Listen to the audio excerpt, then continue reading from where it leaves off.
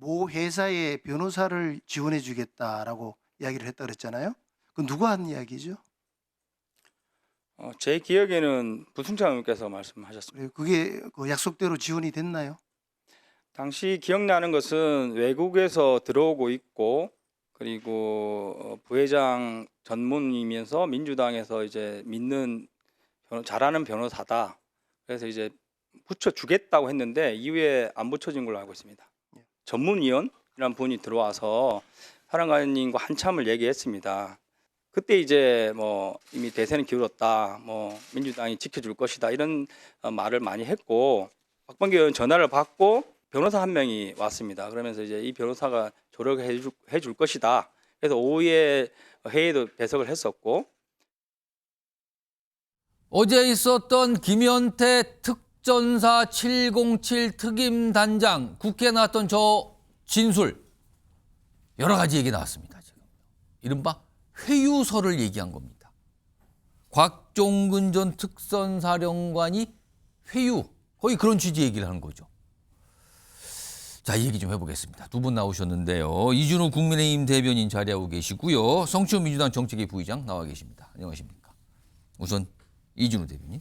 김현태 단장의 저 얘기대로 만약이라고 하겠습니다. 이건 좀 더 따져봐야 될 점 있으니까.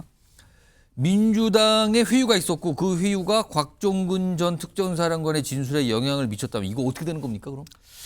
지금 곽종근 사령관 진술과 그 이후에 일어난 전반적인 과정을 보면요. 예. 민주당에 의한 총체적 공작이 아니었나 의심을 하지 않을 수가 없습니다.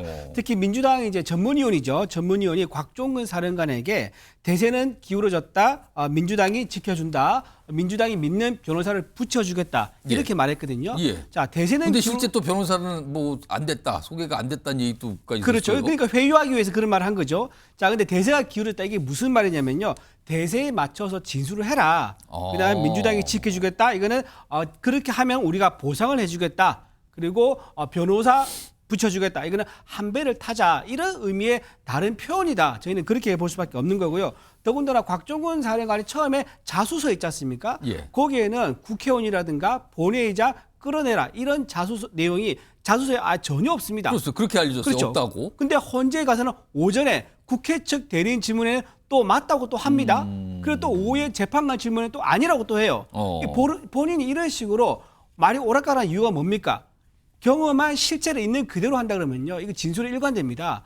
회유를 당했기 때문에 본인도 마음이 현장에 가서 물어보면은 마음이 흔들리는 거예요. 회의한 측에서 말할 때는 맞춰서 얘기하다가 예. 또 이제 재판관이 물어보니까 거기서는 또 엄숙하게 또 이제 뭐 거짓 진술하면 처벌받았으니까 또 진실을 얘기했다. 이렇게 오락가락하고 있는 모습을 보이고 있는 거고요. 가장 중요한 거는 박범계 의원이 이렇게 얘기를 합니다. 곽종근 사령관이 말한 거를 노란 종이에 받아 적습니다. 예. 그리고 다시 말해보라 시킵니다. 그리고 말하기 틀리니까 왜 방금 말한 건 다르냐면서 다 그칩니다. 자, 이런 식으로 연습을 하고 리허설을 해서 회의를 해서 답변했다 그러면 과연 처음에 보도되고 민주당이 주장했던 그런 내용들이 과연 사실이겠느냐, 내란의 혐의가 처음부터 실체가 있었겠느냐라는 문제를 따질 수밖에 없는 거고 예. 그렇다고 하면 헌재에서요 추가적인 변론이 필요합니다. 반드시 박범계 의원뿐만 아니라 바로 민주당의 전문위원도 포함하고요. 김병주 의원, 박선우 의원까지 포함해서 추가 변론을 해서 곽종근 사령관에 대한 회유 오염이 있었는지 그리고 어디까지 실체가 있는 진술인지를 확인할 필요가 있습니다. 이 부분 김현태 단장의 저 진술과 관련해서 여당인 국민의힘 굉장히 강하게 지금 민주당을 압박을 하는 이런 상황이 됐거든요. 자, 이와 관련해서 오늘 여야의 목소리가 좀 있었어요. 이 상황과 관련된 설명들, 입장을 얘기합니다. 들어보시죠. 국방위에서 상당히 진실에 근접한 또 논의가 있어서 그거 자체로 전 국민들이 다 보셨기 때문에 투명하게 평가하실 것으로 보고 제발 민주당에서 회유 공작이나 이런 거는 사과하시고 더 이상 이제 하지 마시고. 성일종 의원이 실제 707 단장을 회유한 거거든요. 왜냐하면 이미 헌재 가서도 707 단장이 증언을 했고 국조특위에서 청문을 하고 있잖아요.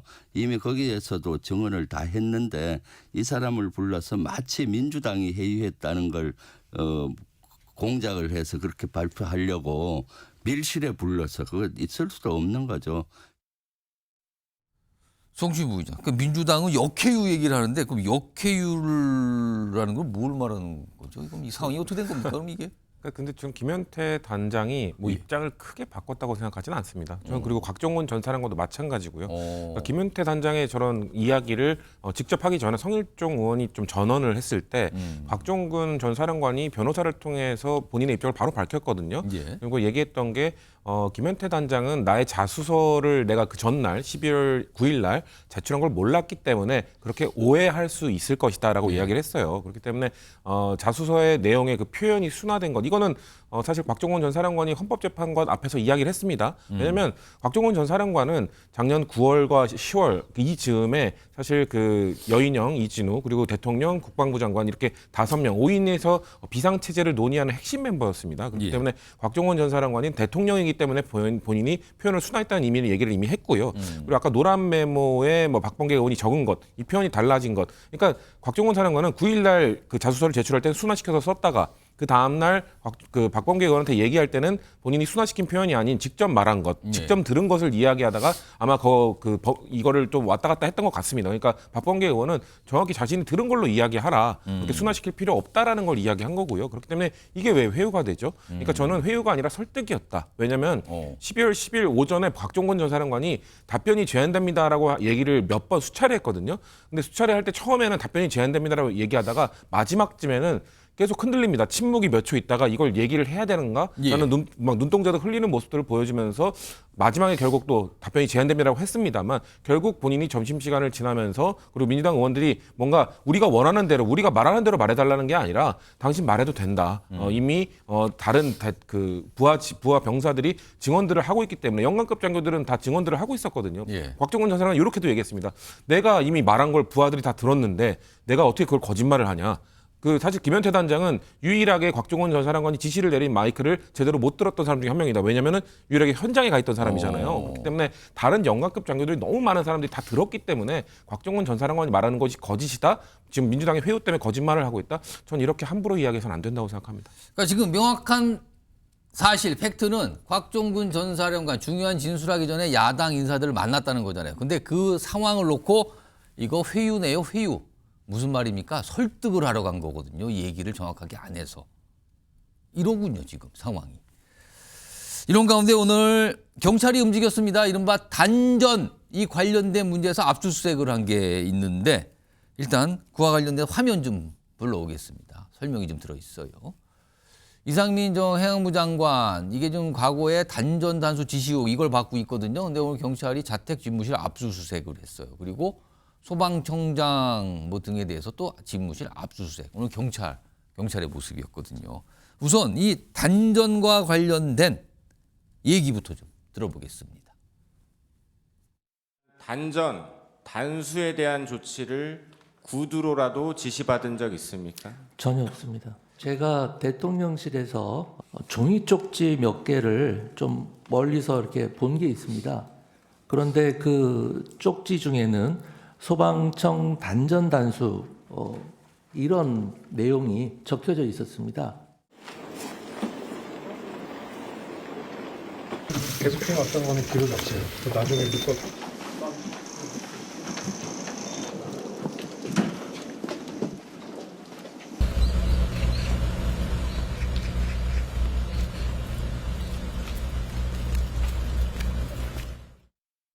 그러니까 전기를 끊어라. 이 지시가 있었는가? 이것도 굉장히 어떤 중요한 이 판단 기준이 될 수 있거든요. 이 계엄 사태와 관련해서. 근데 그거에 대해서 뭐 없었고 뭐 쪽지는 좀 본 것 같고 이런 짓을 놨잖아요. 오늘 소방청장의 얘기도 있어요. 지금 알려지기로는 이상민 전 장관이 뭐 소방청장한테 뭐라고 얘기했다 뭐 이런 게 그동안 알려진 내용인데 오늘 국회에서 좀 한 진술이 있습니다. 들어보시죠. 소방청에서 단전 단수 요청을 받은 적이 있는지 문의하셨으므로 단전 단수를 명확히 지시하셨다라고는 저는 이해하지 않았습니다. 윤석열 대통령과 이상민 장관으로부터 직접 단수 단전 지시받은 적이 있습니까? 직접 지시받은 적 대통령으로부터 없습니다. CCTV는 거짓말을 하지 않습니다. 윤석열 대통령 측은 단전 지시가 없었다고 하지만 CCTV는 단전 상황을 명백하게 보여줍니다. 계엄군이 직접 차단기를 내리는 모습이 고스란히 담겨 있습니다.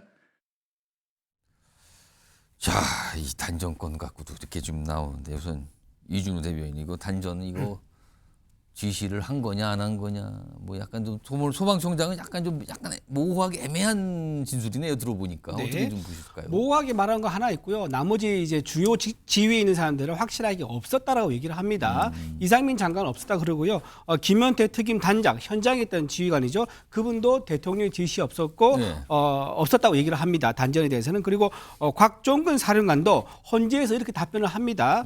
헌재에서 이제 이런 질문을 받습니다. 공포탄하고 테이저건 단전에 대해 이거는 그냥 증인이 생각한 거죠라고 질문했는데 그거는 제 생각입니다라고 답변을 했습니다. 그러니까 단전 부분도 본인 생각이다. 그렇죠. 김현태 단장 얘기하고 곧 일치하는 부분 같네요. 그렇죠. 예. 일관되게 네, 그거는 제 생각을 특임 단장한테 논의하면서 물어보고 이렇게 했던 겁니다라면서 누구의 지시도 없었고 본인도 누가 지시하지 않았다. 이런 식으로 답변이 나왔습니다. 그렇기 때문에 저 단전 CCTV 나온 거 있지 않습니까? 예. 저거는 누구의 지시에 의해서 실행된 게 아니라 저 15명의 계엄군이 들어갔다가 한번 막히지 않습니까? 소방 호수를 이제 뿌려가지고 예. 소화기로 뿌려서 다시 돌아갔는데 아마도 현장에 있던 직원이 계엄군 일부 사병이 즉흥적으로 판단해서 아마 전기를 내린 게 아닌가 이제 이런 생각도 들고 또 계엄이 해제되고 난 이후의 상황이기 때문에 예. 큰 의미가 있는 건 아니라고 볼 수 있는 거죠. 어쨌든 간에 대통령 지시가 없었던 것은 명백하고 그 지휘 체계가 밑에서 곽종근 사령관에 의해서